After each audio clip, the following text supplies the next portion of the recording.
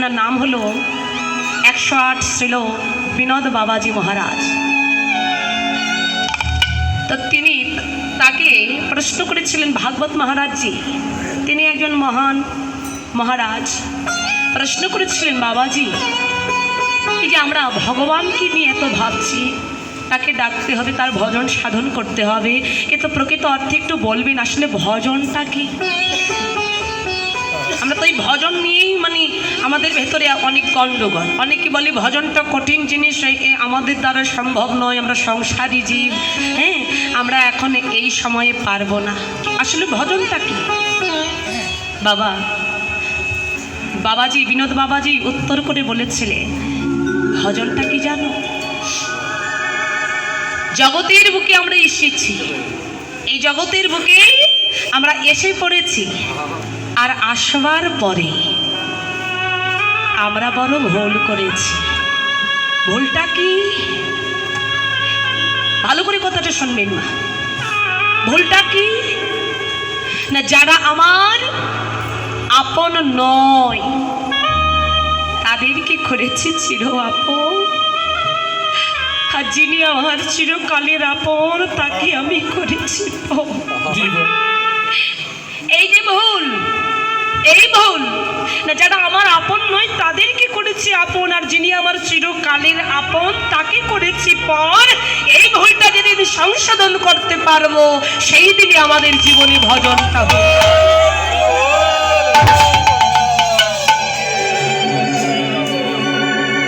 তাই তো বললেন গো, যতই আপন আপন করো একদিন বুঝবে। কোন দিন? যেদিন তোমার এই বলা পাখি, এই কৃষ্ণ বলা পাখি তোমায় ছেড়ে চলে যাবে,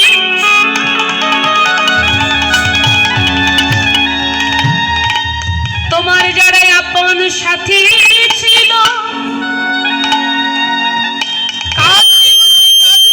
বলবি ওগো বেশি দেরি করো না, মোরা রাত পোহালেই বাসি হয়ে যাবে, তাড়াতাড়ি শ্মশানে নিয়ে চলো। সেই দিন তোমরা বুঝবে কি জানো? সেদিন এটা ভালো করে বুঝবে, কিন্তু সময় থাকবে নাকি না, জগতের বুকে তোমরা যতই আমার আমার করো না কেন,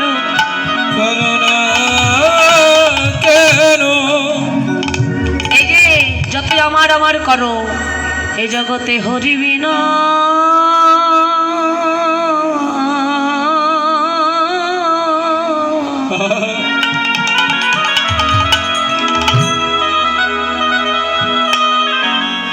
ওরে কেউ তো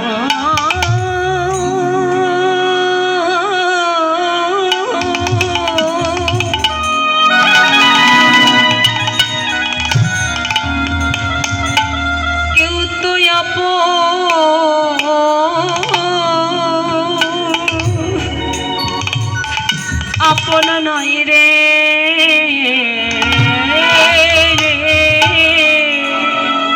জগতে হরিবি না।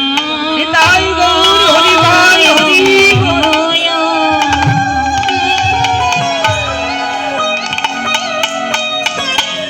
কেউ তো আপন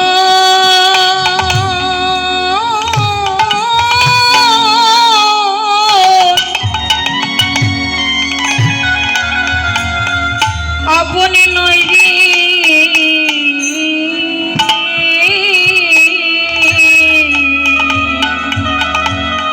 জগতে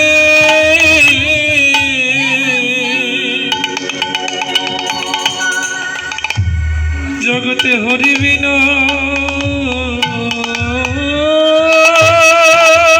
কেউ তো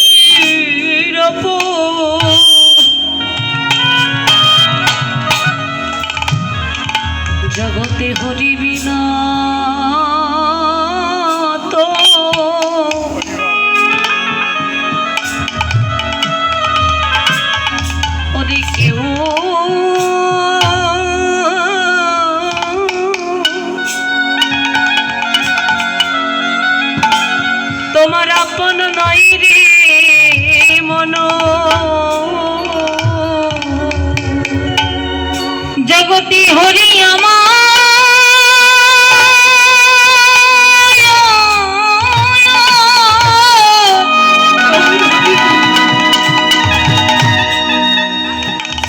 হরি হরি আমার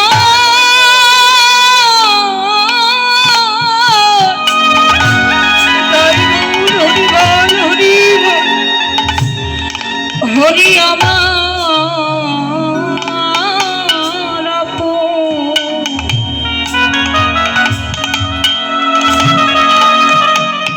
এই জগতে হরি বিনা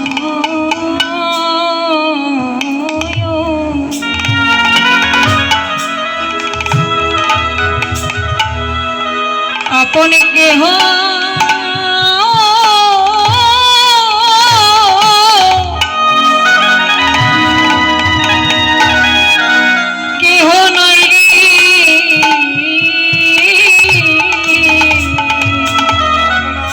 তুমি পুত্র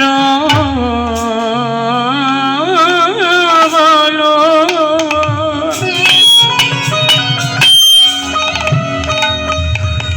তোমার সাধের কন্যা